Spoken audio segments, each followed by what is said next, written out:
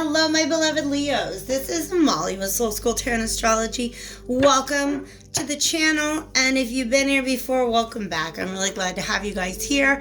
What I've got for you today is a tarot card reading and oracle, of course, for the full moon lunar eclipse in Capricorn. You guys, so much Capricorn energy. Capricorn has dominated this entire year.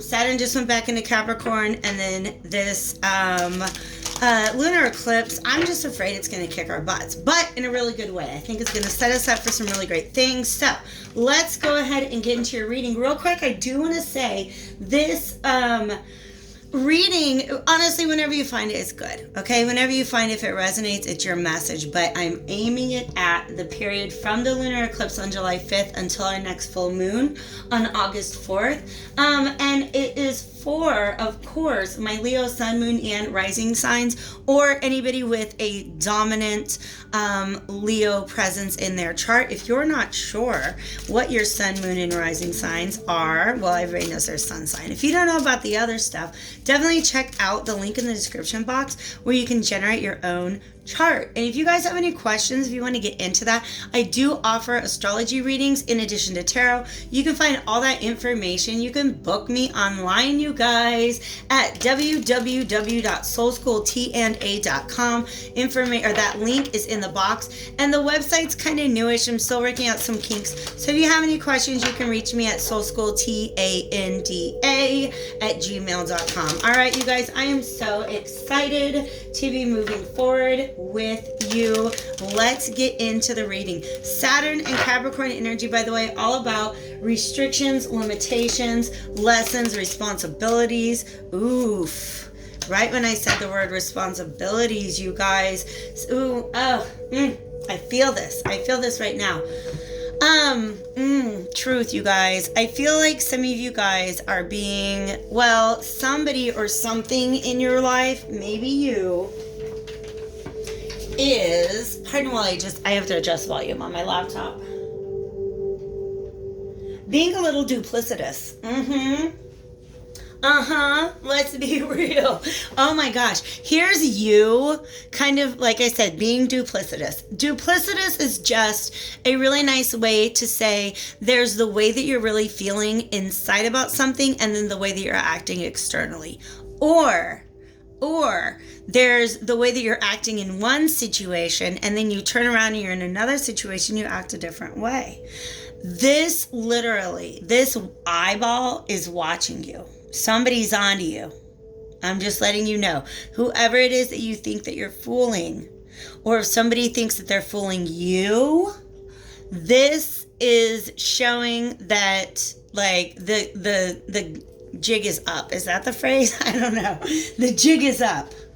All right. There's also this kind of just sort of etheric border around this card, which lets me know, for some of you guys, that's literally saying, like, the divine is watching. All right. If you stop and you check in with your divine, your deities, your ancestors, your guides, they're going to want to call you out on this. Okay. But all for your growth, evolution, personal development, maturation. Okay.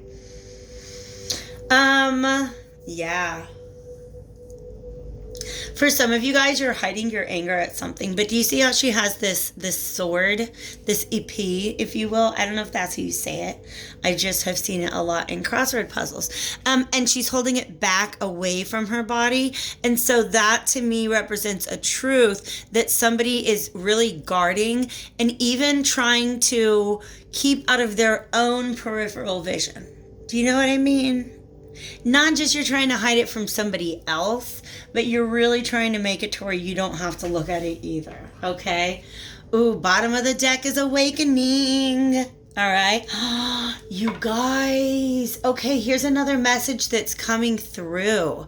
Because this awakening is about, once you see, for some of you guys, you literally don't even know that you're acting like this. If this is you.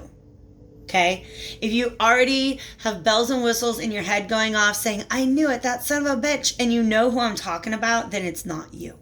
But for some of you guys, pause and ask yourself, do I do that sometimes? Do I maybe act one way in one scenario when my inner truth is not the same, okay? And for some of you guys, if this is regarding a relationship that you're maybe trying not to reveal your own inner truth about, understand that this other person is mirroring you. So this could very well be, that's actually kind of funny. It's almost like the divine looking down at these two people who care about each other. Can you see that position? Like they want, if we now imagine this as two people, it's like they want to step towards each other, but they're hiding the truth behind their backs. Ooh, you guys. Juicy. I want to go ahead and by the way, once you the truth is out, you guys, this is like, you see how she's kind of like looking up at the heaven. She's like, oh, this is like a real moment of enlightenment for you guys, okay? All right. And also those pink flowers, they're peonies and not roses. But whenever I see pink flowers, to me, that's just a symbol that represents self-love. Okay. And also there's some writing in the background. So I feel like, to me, that could be something just like affirmations or new philosophies, or for some reason they want me to feel like this writing back here is some sort of like love letter to yourself. Ooh, I like that. So even if you feel called out right now, it's only because I think that there is some sort of lack of self-love operating here. And you guys, this Hierophant popped up as soon as I split the deck to shuffle with my last reading. So this is definitely a lesson. Oh, snap. This is a lesson that is being presented to you. And if you don't do the learning on your own, boom, zap, splash, the universe comes in and kind of makes it hard for you to not learn the lesson, okay? So I'm going to the tarot right now. This is my trusty Morgan D. Greer deck, and I'm going to take a peek at what is maybe the best way for you to navigate this, however it is presenting in your life. And she's like holding off, which makes me feel like there's more to say. Look at this. Okay. The ruminating is, ooh, snap. Let's do all three of these. Oh, you guys. Oh, man.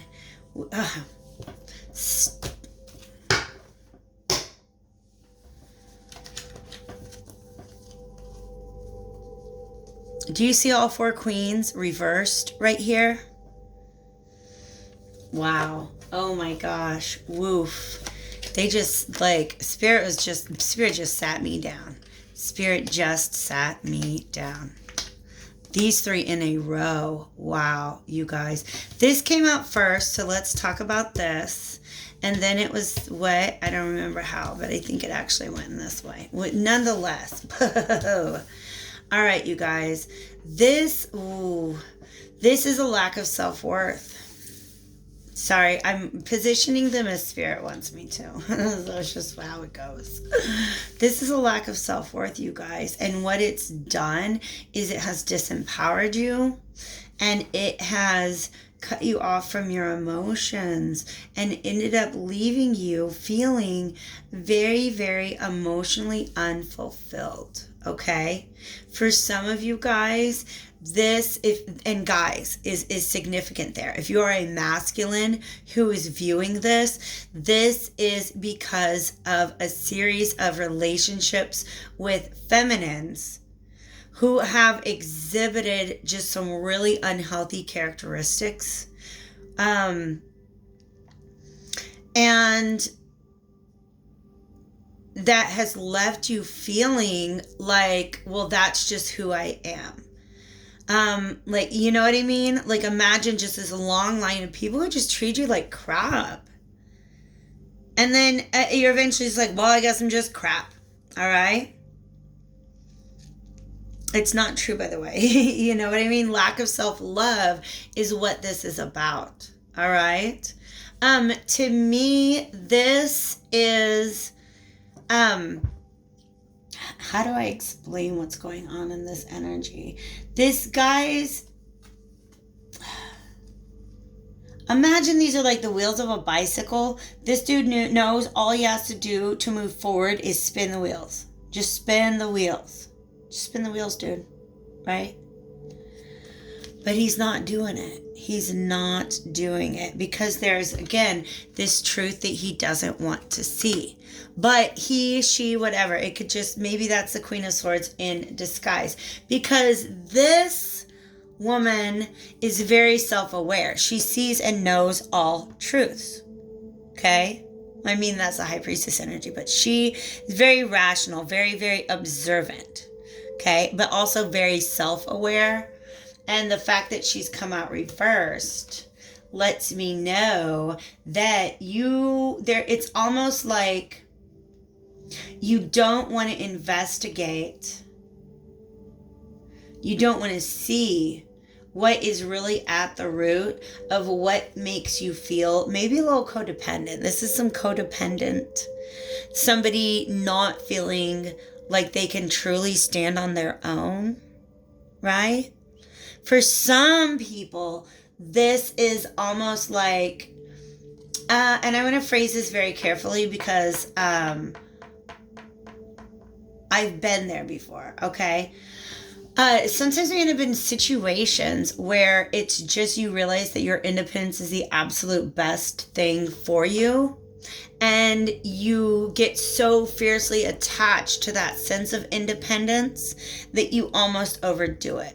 Like you don't want to let anybody else in. You keep them at this distance, which is good because, neither of them are wearing masks. 6 feet away, please. But you do this. So it's one of two things, okay? This Nine of Pentacles reverse, and you know which one is you. All right, is functioning. And I really do feel like this is no longer like a cross-watcher energy. This is whoever's watching. You're being spoken to right now. All right. Either not seeing your own value, leaving you feeling codependent, or having been forced to assert your own value so often that you are not really willing to back down from that position of independence. Like, I don't need no man, right? And don't get me wrong, I've said that 1,000 times, but that's been me. Like, I've had to do that. Fight so hard to gain my independence, to be a strong, independent person, that then when it's time to turn to my needs and really become like a fulfilled person, it's hard for me to do that because that requires backing down from that stance of fierce independence, okay? But what's going on is there's this blockage in your ability to receive emotionally, substantially. And I say substantially because it's things that are substantial. It's about like time, energy, money, right? Not, this woman is holding this pentacle so tight, her own sense of self-worth so tight that there's no room for anybody else to come in and help affirm that. Or she's just not willing to accept good things happening to her because she doesn't think she's worth it. Okay. And then this is somebody who's not able to use their power. They're not able to use their power because they don't see their own self-worth. Wow. I cannot believe that all of those 4 energies. Oh shit, you guys. Okay. All right.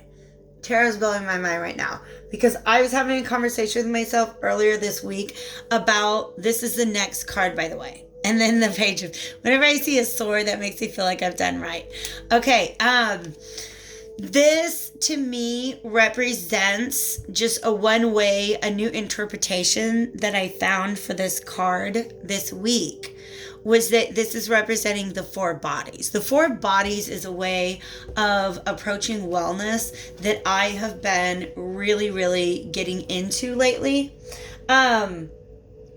And it really all begins with the mental body, Okay, your thoughts are kind of the driver of the train. What are the cars that this pulls along? Well, it's your emotions, it's your behaviors, and it's your energy. Okay, so for instance, when I lay down and I go into meditation, it's all this very mental thing, right? Okay, mentally, I know I've got to clear my mind. Mentally, I'm going to check in with my body, check in with my breathing, make sure that I'm not tense, right? So start with the mental, I go to my physical, and then I check in. Oftentimes, I'll check in with my chakras. That's my energy body, right? And then I check in with my feelings, okay? So it takes being able to bring all of those four things together to really make sure that you're all okay. All right. And so to me, this card coming out after these four queens represents, because each body, right, your mental, your emotional, your physical, and your energetic body is represented here. And it's about receptivity, because the queens are receptive. So there's a lot of blockage here. Okay, but this symbolizes hope of bringing all four of those bodies into alignment with one another. So if you guys aren't into meditation, honestly, if you do not know how to do meditation, I've had to trick myself into meditation because I'm a Gemini moon and my brain does not stop. Okay, that's just facts. Just very, very Mercury dominant. So if you have any questions with that, you guys, on my website, spiritual consultation, I think, or a spiritual guidance consultation is one of the options. Hit me up and we can definitely talk about what are some ways to bring these things into alignment. I'm going to finish with a William Shakespeare playing card, and I actually have a couple that are just out of order. And let's go ahead and get a good shuffle, see what's coming out. You guys, if this resonates, I super appreciate you hitting that like button. Maybe share it with somebody if you feel like it's going to help them out, okay? So you guys, the way that I'm going to tie this to this, by the way, I'm going to put this, I just had a peek at that. And I know what it's saying, okay? Is that there's some sort of inner truth that you're not seeing, right? But as soon as you are able to see that, and it has to do with self-worth, okay? As soon as you're able to see that, it's going to unblock all of the other parts of you that are not really open to receiving right now, okay? Check this. Oh, there's 2 10s. You guys, 10s are about closing cycles. Listen to this. Dude, this is crazy.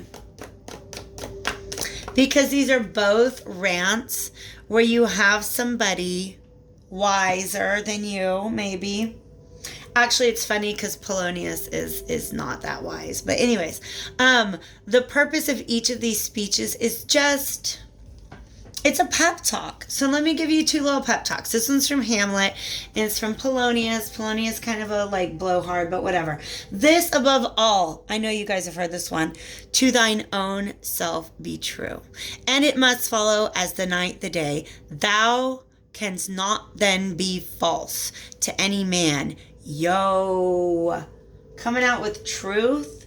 Once you face your inner truth, you can't really fake it with anybody else. Do you know what I mean? You don't have to fake it with anybody else. All right? So this is what he's saying. As long as you're being true to yourself, you will be dealing honestly with everybody that you meet. Right? Right? Like I said, some of you guys are being dishonest with somebody, but it's only because you're having a hard time being honest with that part of yourself. Here's what King Lear has to say. I don't know actually if this is King Lear, but it's from the play. Have more than thou showest, speak less than thou knowest, lend less than thou owest, ride more than thou goest, learn more than thou trowest, set less than thou throw us. Oh my God, you guys. So that's just like all the Shakespearean English in the world. And what this is saying is like, look, the person that you present yourself to be, let it be honest and let it be humble. All right? Like, don't go around, and I mean, think that you're awesome, because everybody is awesome. This, we've already talked about self-worth, right? But I almost feel like some of you guys, either because of insecurity or a very strong need to assert your independence, some of you guys are just not presenting yourself as the authentic version of yourself. And that's what the universe wants to talk to you about, okay? So, like I said before, this is a lesson that's being presented to you. I really feel like all of the materials to pass this test, so to speak, are there if you are willing to, you know, open up, be self-reflective. But if you're not, this is definitely the kind of situation where the universe is going to come along and smack you in the back of the head. All right? I love you guys. Be well. Take good care of yourselves. I'll talk to you soon.